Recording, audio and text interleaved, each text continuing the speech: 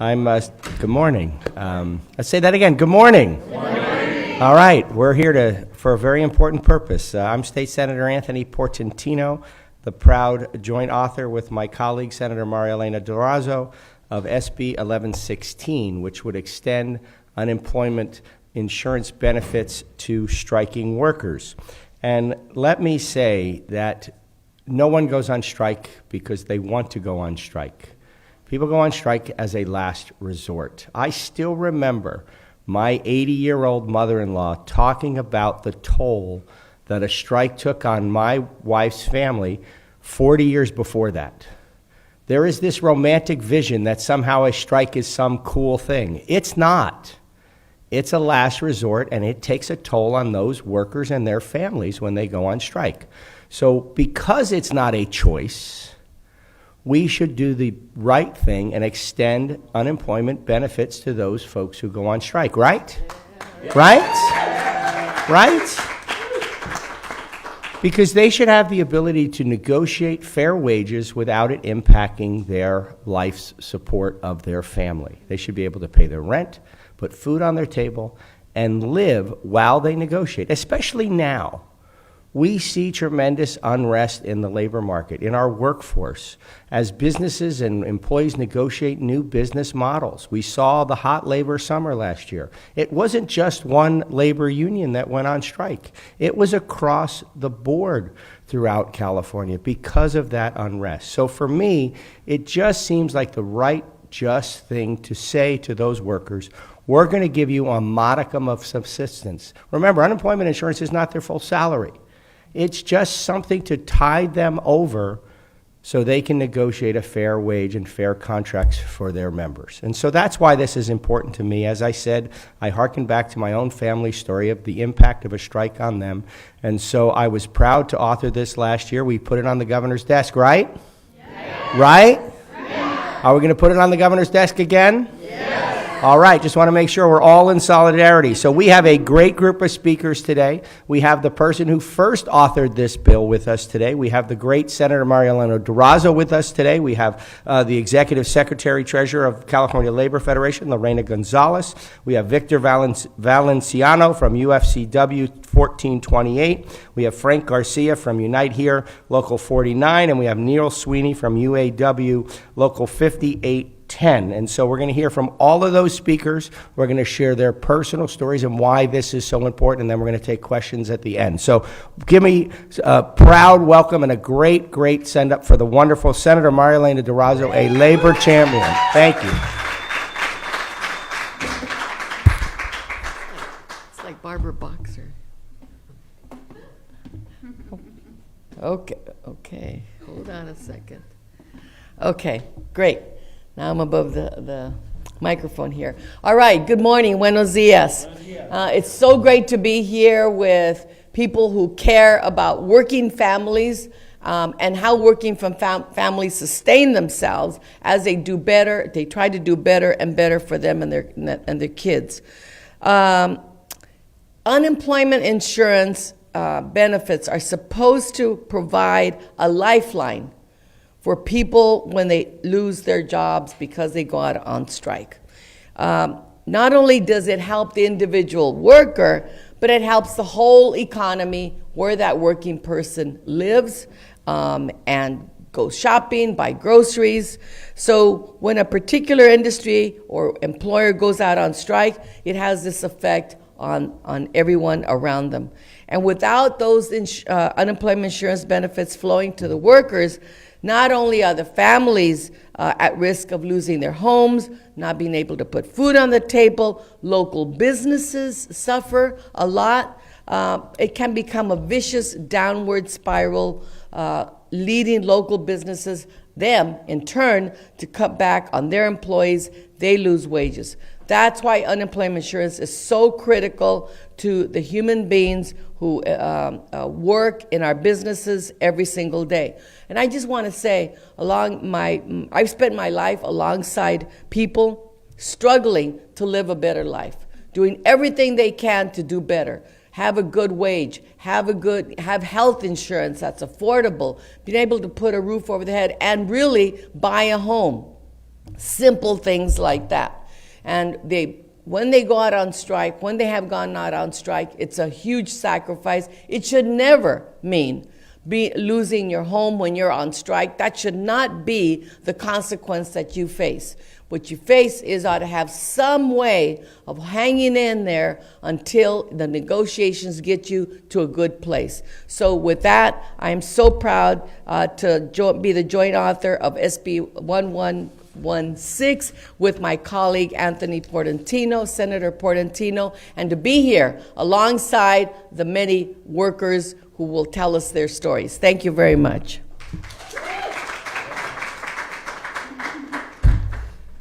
Next, we're going to hear from a fantastic, long-time labor leader, the first person to author this bill in the state of California, who showed the leadership then and continues to show the leadership and the compassion and the support for working families in California. Please welcome Lorena Gonzalez, the Executive Secretary of the California Labor Federation.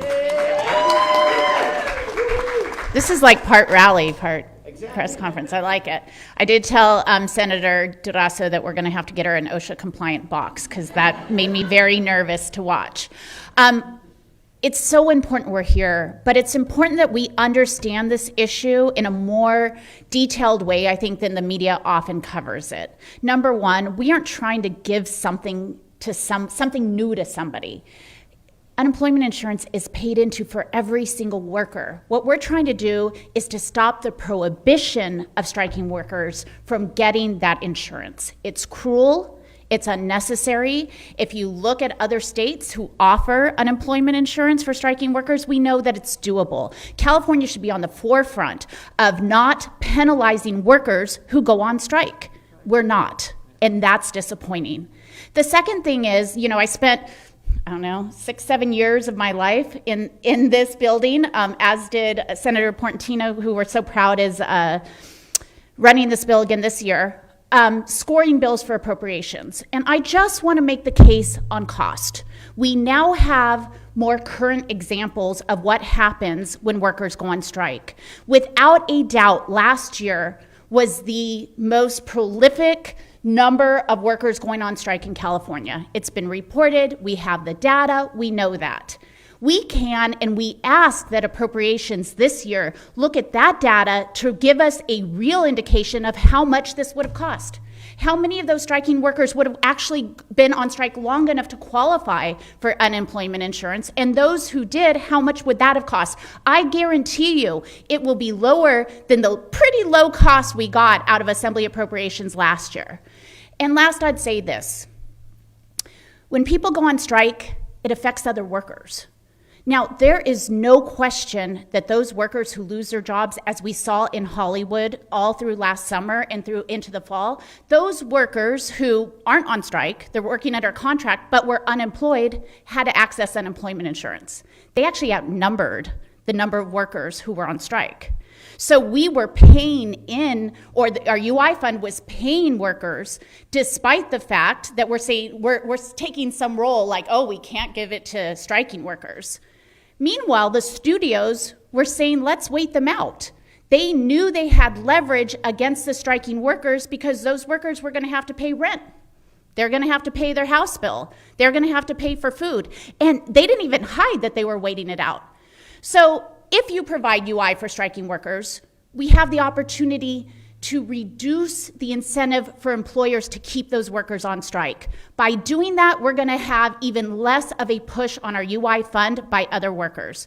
I hope people realize that when you look at this, this is a smart economic decision for the state of California, and it's a humane one.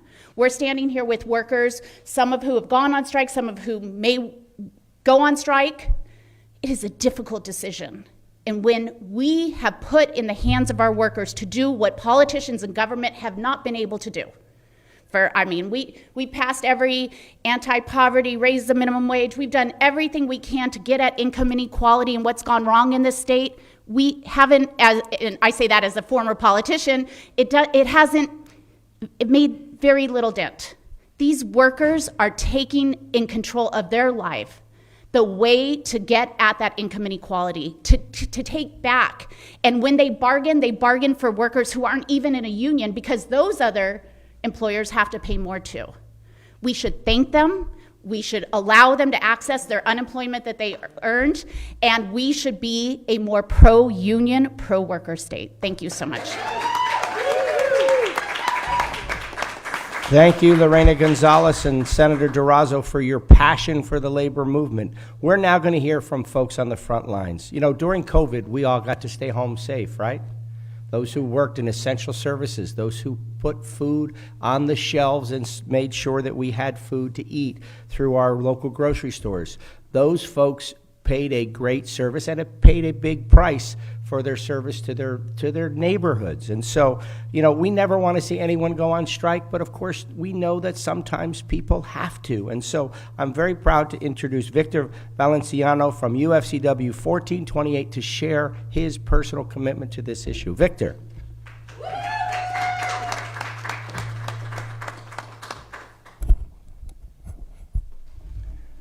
Good morning. My name is Victor Valenciano, and I've been a grocery worker for 44 years with Vaughn's and a proud UFC Local 1428 member. I am here today to testify in strong support of SB 1116.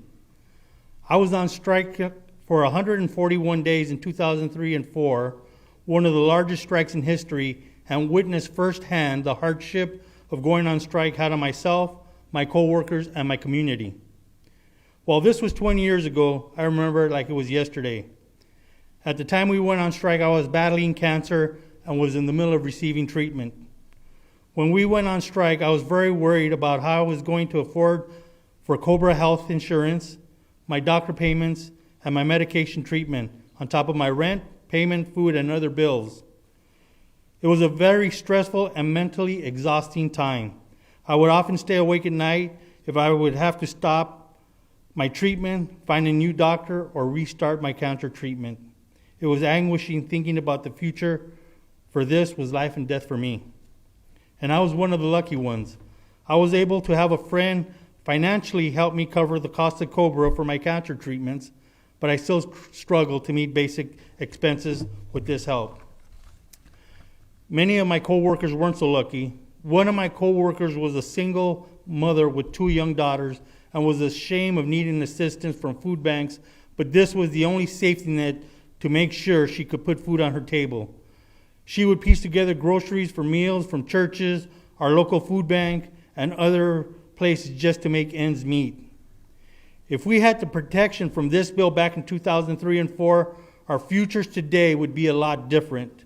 I would have been able to sleep at night knowing I would be covered for basic needs for our families.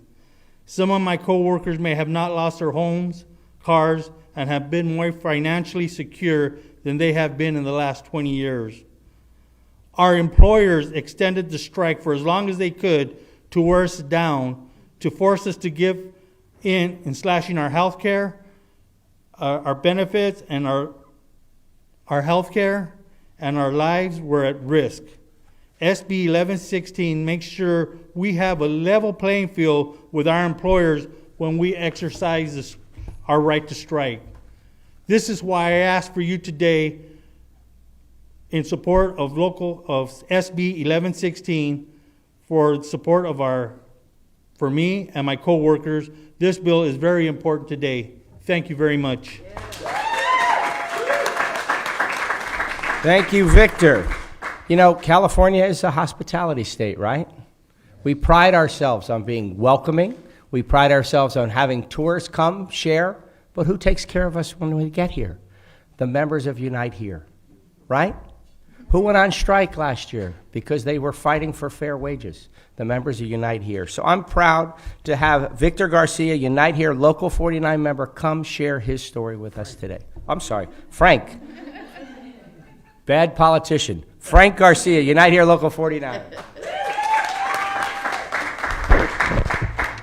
Hello, as you were told, my name is Frank Garcia. I'm a VIP server at Golden One Center. I've been there for 21 years. I'm a shop steward, and my union is Unite Here Local 49.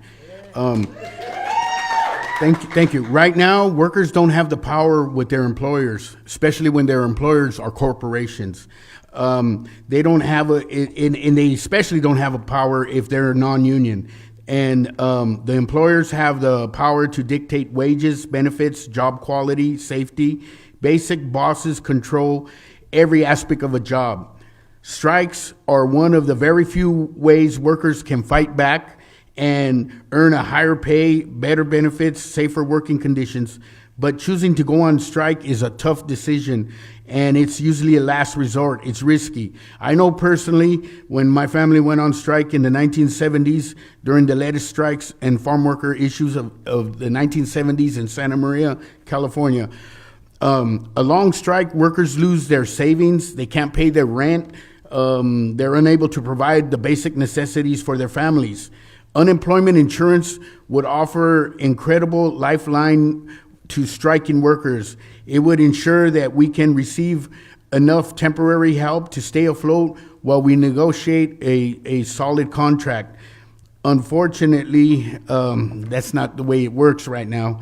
As workers, we want respect, human dignity.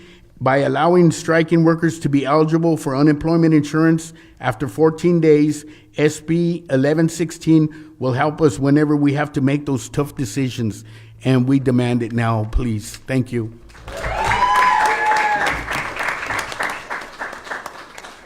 Thank you, Frank. Our final speaker is Neil Sweeney from UAW. You know, it's often been said when you make things, you provide an opportunity for the middle class. Manufacturing has always been a big part of our healthy economy. Our auto workers have been a big part of it. They don't just do auto, UAW has a broad perspective of members, so I'm proud to bring up Neil Sweeney, UAW Local 5810.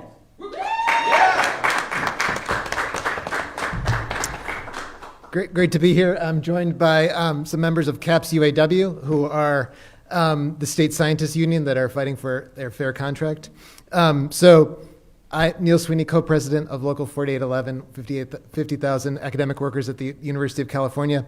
Going on strike is never easy, and it's never the first option. But when employers are laser focused on profits over people, they ignore us when we try every other option to get fair wages. When employers continually fail to come to the table, we are forced into the difficult decision of going on strike. We give up our pay, use our savings to stay housed, and rack up debt to put food on our tables. That's the cost we face just to get employers to take our demands seriously. But when we organize, we win. This is exactly how the story played out at the University of California. In 2022, 48,000 academic workers negotiated for better pay and fair working conditions. All we wanted the university to do was to pay us a fair wage so we could afford to live in the cities where we worked and studied. But they proposed a sub-minimum wage, a wage that was below inflation, meaning our wages were going to go down. When UC continued to negotiate in bad faith, we were left with no option but to go on strike. After 6 grueling weeks, we won over 35% to 45% raises, and we inspired other academic workers at other universities across California, USC, Caltech, and the Cal State system, where the largest group of undergraduate workers have recently formed a union. We saw the same successes in the big 3 strike of GM, Stellantis, and Ford last year. 46,000 workers went on strike and won 25% pay increases and cost of living adjustments. And this strike in the big 3 had big ripple effects. Honda, Toyota, and Hyundai, and many other automakers announced pay raises right after the big 3 won their big raises, and now auto workers in Tennessee and Alabama are voting to form unions. And this, as I said before, the state scientists with CAPS, they had the first strike of state civil service workers last year and are still fighting for over 3 years to win their first contract, so we need to support them as they fight for their contract. The experiences of the last few years, let's give them a hand. The experiences of the last few years paint a clear picture. Strikes are one of the few tools that workers can use to get employers to treat them with respect. Providing unemployment insurance in SB 1116 won't erase the costs of declaring a strike, but it will help ensure that the heavy price paid by workers and their families for negotiating a fair contract does not include foregoing groceries, rent, or health care. And we'd like to thank the authors, Portantino and Durazo, for supporting this very important bill, and we encourage the governor to sign it. Thanks. So this morning you heard passion, you heard the economic benefits of this, and you heard personal stories from those affected. This is an important bill for the state of California. As my colleague, former Assemblymember Gonzalez mentioned, this model works. It works for the worker, it works for the economy. It's also been done in other states. And has anything bad happened, Lorena, in those other states? No. Other than workers got a benefit? Think about that. Workers got a benefit and those states still thrive. California can do the same thing. With that, we're all open for questions if anybody has any questions. So thank you everybody for being here. Part rally, part press conference. Yes. So obviously Governor vetoed this bill last year, and he said, Did he? Oh, okay. he said that the unemployment insurance financing structure needs reform, is prone to insolvency.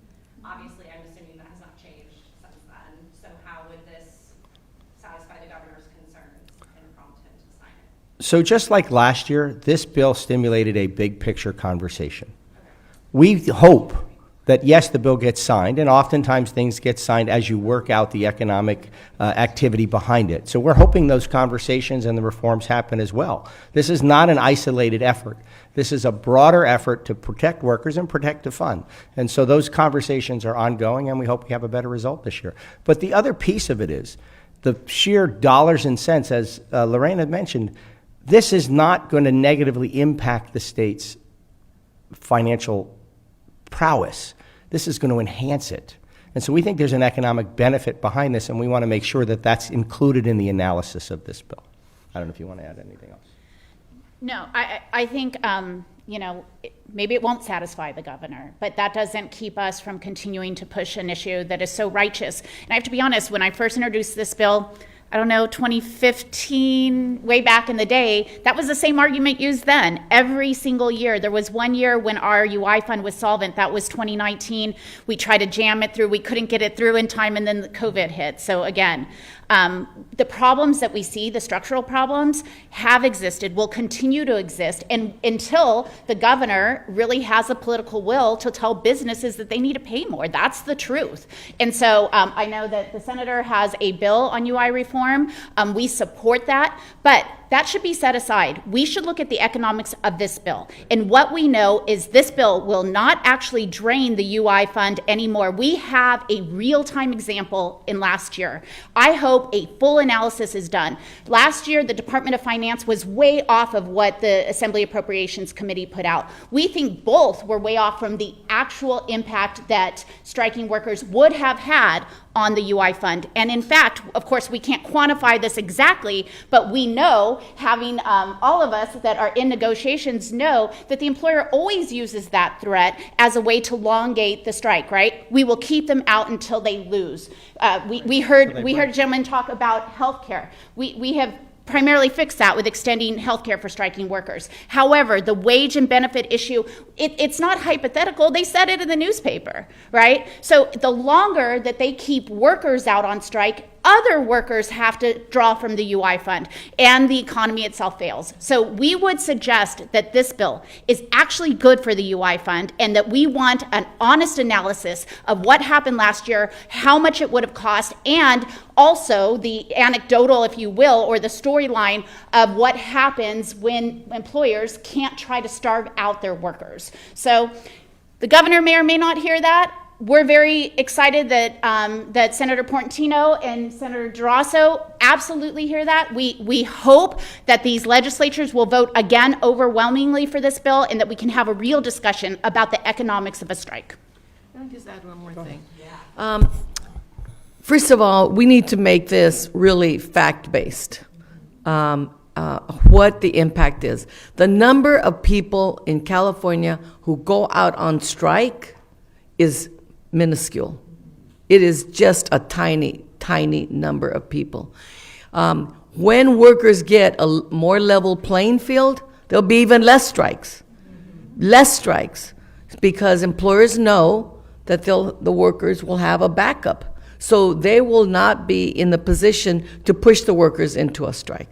So we have to use facts as we move forward on this. We hope the governor relies on facts in order to make his decision. Can you maybe talk about your bill around reforming the unemployment Well, we're trying to get the facts, because you don't want a solution that's going to just be superficial and in fact get us in a worse position. So we're going through that process right now of getting more information and seeing how much and how do you deal with the structural deficit, as Lorena said. Any other questions? Well, thank you all for coming out this morning. As you heard, we're determined to get this through the system. We're determined to do the right thing for the right reason. And when people all talk about the political process and they raise all kinds of things, and they say, how come you don't do the right thing? We're doing the right thing for the right reason, for the right people, and hopefully we get the right outcome. So thank you all for being out here. Thank you, everybody. Let's make some noise. Part rally, part press conference.